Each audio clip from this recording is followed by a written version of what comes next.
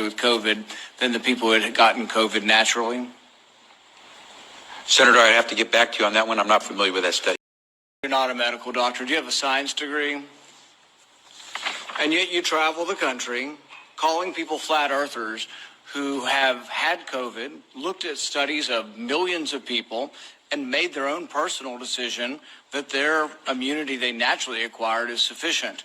But you presume somehow to tell over 100 million Americans who have survived COVID that we have no right to determine our own medical care. You alone are on high, and you've made these decisions, a lawyer with no scientific background, no medical degree.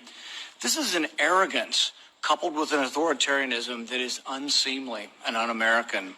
You, sir, are the one ignoring the science. The vast preponderance... Your radar. Well, last Friday, the Norwegian government abruptly announced that beginning the very next day, all COVID restrictions would end. No vaccine mandates, no vaccine passports, no masks, full capacity at every venue, large concerts, parties, sporting events, you name it. Normal life would resume. Prime Minister Erna Solberg warned, quote, even though everyday life is now back to normal for most people, the pandemic is not over. People will still get sick. Meanwhile, and the CDC does not recommend measles vaccine if you have measles immunity. The same was true for smallpox. But you ignore history and science to shame the flat earthers, as you call them. You should be ashamed of yourself and apologize to the American people for being dishonest about naturally acquired immunity.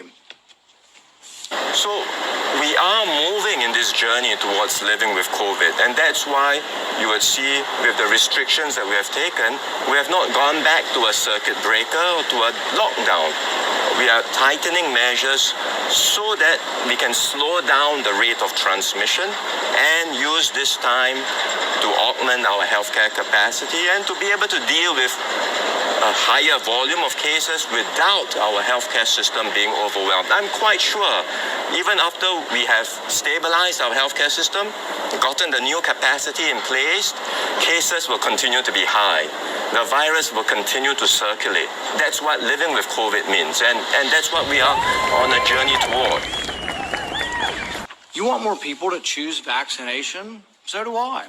You want to lessen vaccine hesitancy? So do I. You want to have that happen? Quit lying to people about naturally acquired immunity. Quit lording it over people, acting as if these people are deplorable and unwashed. Try persuasion instead of government cudgels. Try humility instead of arrogance. Try freedom instead of coercion. But most of all, try understanding that there's no more basic medical right than deciding what we inject into our bodies. Today, after hearing that millions of people in a study show without a doubt that there's a great deal of immunity from getting it naturally, do you want to apologize to the 100 million Americans who suffered through COVID, survived, have immunity, and yet you want to hold them down and vaccinate them? Do you want to apologize for calling those people flat earthers? Calling those people flat earthers? Senator, I appreciate your question and appreciate that everyone has their opinion. We follow the facts and the science at HHS. We use the expertise of the medical professionals, the scientists at HHS to make decisions. It's a team effort, and we rely on what is on the ground showing us results. Except for the dozens and dozens of studies. In fact, most, if not all of the studies show robust immunity from getting the disease naturally. The CDC says if you've had measles and have immunity, you don't have to be vaccinated. The same was true of smallpox.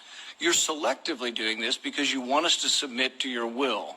You have no scientific background, no scientific degrees, and yet you aren't really concerned about 100 million Americans who had the disease. You just want to tell us, do as you're told. That's what you're telling us. You want to mandate this on all of us. You're going to tell us if I have 100 employees, you're going to put me out of business with a $700,000 fine if I don't obey what you think is a science. Don't you understand it's presumptuous for you to be in charge of all the science? Have you ever heard of a second opinion? I can't go to my doctor and ask my doctor's opinion.